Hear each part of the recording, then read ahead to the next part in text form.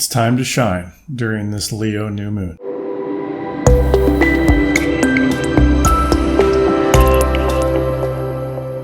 Let's start this video off with one big collective sigh of relief. It feels so good to be moving out of this dense energy that we've been dragged through over the last couple of months. And we're now in the revitalizing and fresh light of the sun.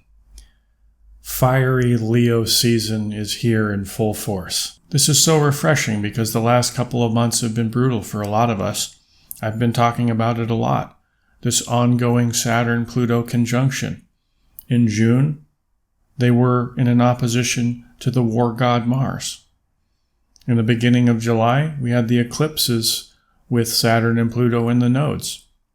So it was kind of a 1-2 punch, a double whammy. June and July were and will be two of the most pressurized months of this year. Pluto's the planet of transformation. A transformation through deep emotional healing, triggered by Saturn and the nodes of the moon, demanding an upheaval of our old habits, calling us to mature. It's been a theme for the year, really, but hit a laser focal point over the last 8 weeks. In our personal lives, we've felt the pressure of this energy. On the world stage, too, as the crazy, outdated Capricornian systems start to unravel as they cling to their vestiges of power and control, but it's sand slipping through their fingers. Saturn and Pluto are in the sign of Capricorn, and the nodes of the moon are in Capricorn and Cancer along that axis. So we're experiencing some very heavy-duty earth and water energy this year. Another thing I haven't talked about much yet is that Uranus is in Taurus. Taurus is another earth sign. So Uranus is the earthquakes and lightning bolts, the planet of disruption in the sign of Taurus, the sign of Mother Earth. I think we've noticed the weather doing some pretty strange things, changing and getting more extreme. But Taurus is also related to the status quo. A stubborn fixation on materialism would be one shadow side representation of it. Another would be a refusal to adapt and denial. So these things are getting shaken up by the god of lightning as well. Pluto will be in Capricorn until November of 2024. And Uranus will be in Taurus until July of 2025. So this dynamic couple is transforming and shaking up the old to make way for the new in the Aquarian age. Now, I believe the Aquarian age started right around the beginning of the 20th century, when the Wright brothers made their first flight. And then we had all the stuff with Tesla. And then we made it to the moon 66 years after the first flight. And of course, we've noticed a massive expansion and acceleration in tech since then. It kind of spins the head to even think about it. So when Pluto and Uranus enter Aquarius in 2025, I feel this will really cement us into the Aquarian age. So now we are letting go of the old to make way for the new, which is a bumpy process as we're experiencing. So in 2019 and into the beginning of 2020 with this ongoing Saturn-Pluto conjunction, we're really feeling it. We're getting a maximum pulse of pressure, especially over the last 2 months as this earth and water axis has been really pummeled. Now, earth and water energy get along quite well, typically. But since Cancer and Capricorn are in an opposition to each other, there is some tension there. This year-long journey feels like the walls of the dam are deteriorating as the pressure of the water behind it builds. Fissures form, shaped like lightning bolts, and rip through the structure that once stood strong. And then the wall gives way to the brute force of droplets en masse, and the water sweeps through the land, carrying along with it earth and debris. Now, if we get swept up in it, we struggle to keep our heads above water and get exhausted from the effort. Our lives changed forever. The landscape changed forever. Whether collectively or individually, we've all been swept along by the rivers of change. It's been a time of testing a time of exhaustion. But those who are suffering the most are the ones that resist change with all their stubborn might. Those who embrace change.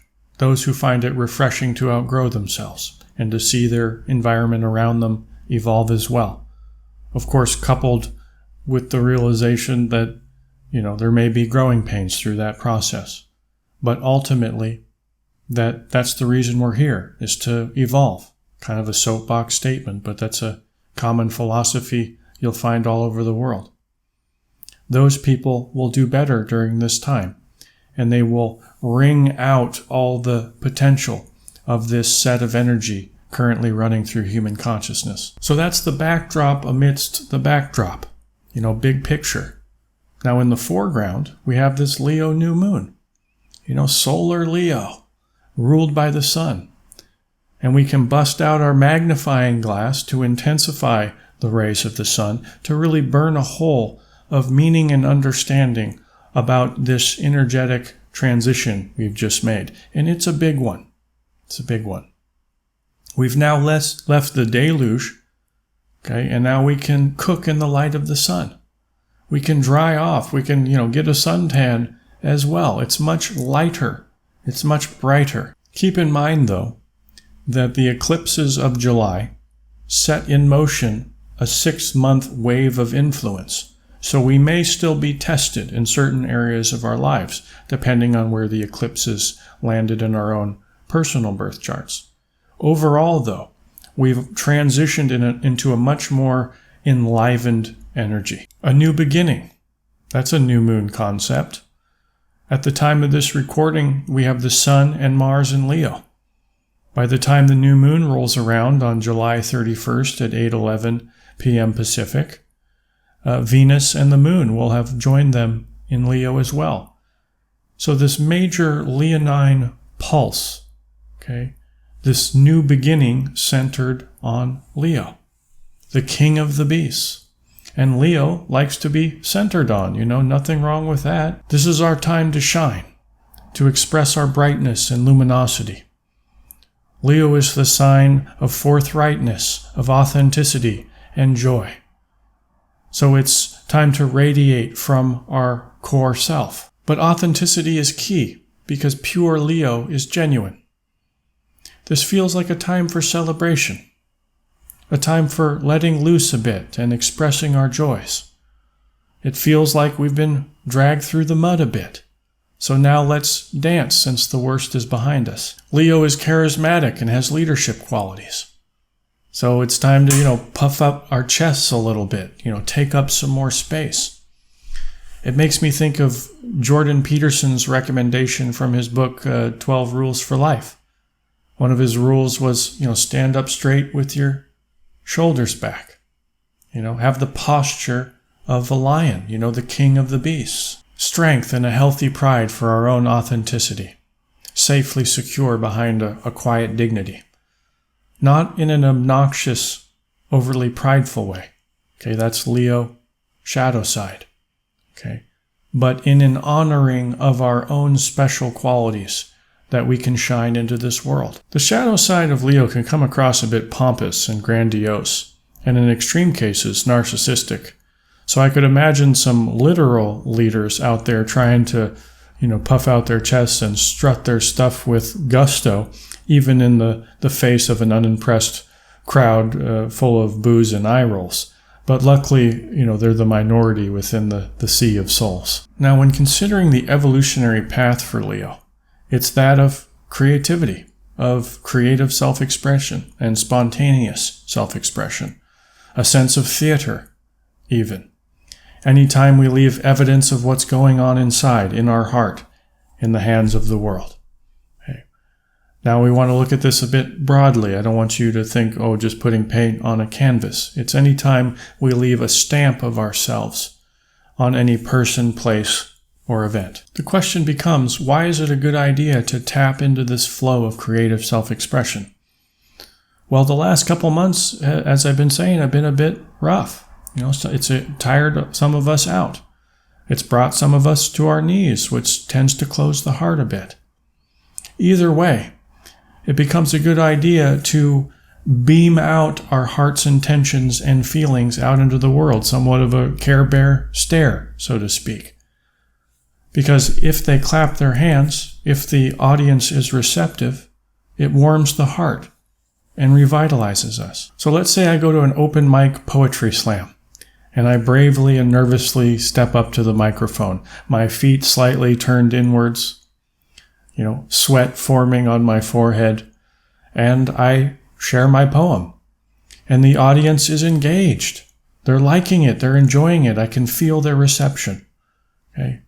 So here I am in a place of vulnerability, pouring out energy to them. They're feeding energy back to me. So this reciprocation of energy, this feedback loop of good juju, it enlivens us. Now, obviously, if I went on stage and the audience didn't respond at all and I just fell flat, that would feel pretty awful. Nobody wants to bomb.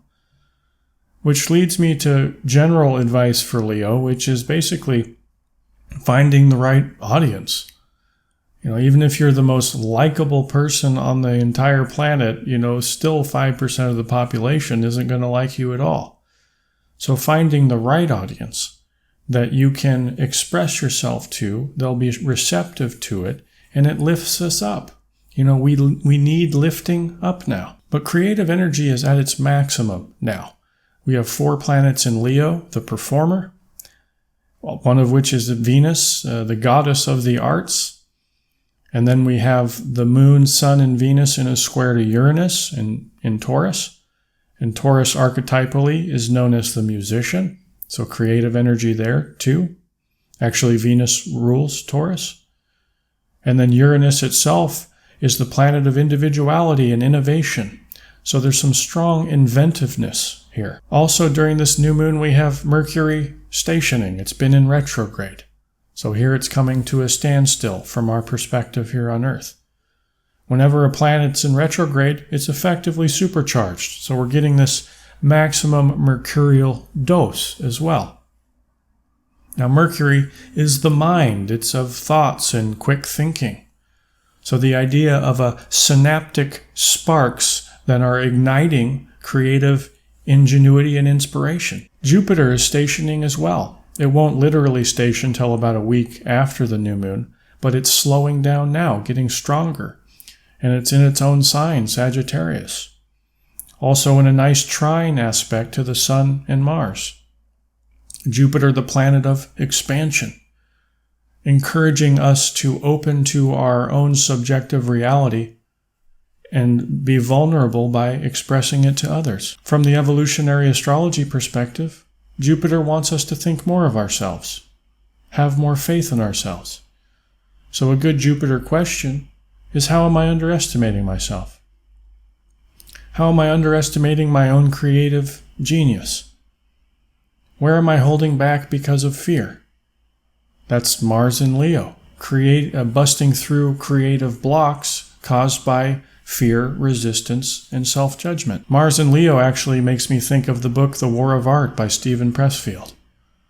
He describes the tyranny of our own inner resistances, stifling our own creative potential. Jupiter always knows that we're better than we think we are, and looks at us with a smile and a wink of generous encouragement. Venus is a key player here as well, because it's right next to this new moon. Venus is also known as the goddess of peace, tranquility, and love. And she's gently nudging us towards a more loving connection, which hasn't always been easy through this opposition we've been experiencing. This reality feels unstable and chaotic, but also quite captivating. The events of current times, the unfolding drama, has many eyes glued to the storyline. Many of us feel like we're on the precipice of something major. It's kind of like a thriller movie, partly disturbing, but also mesmerizing. So new moon in Leo next to Venus, it's time to shine our light into a world full of darkness and malevolence. So with shoulders back and chest out, hands at our hips in loving defiance, let's blast the darkness with positive intention for an ideal future with our Care Bear stare. That's the evolutionary aim, with the goal always to expand our consciousness.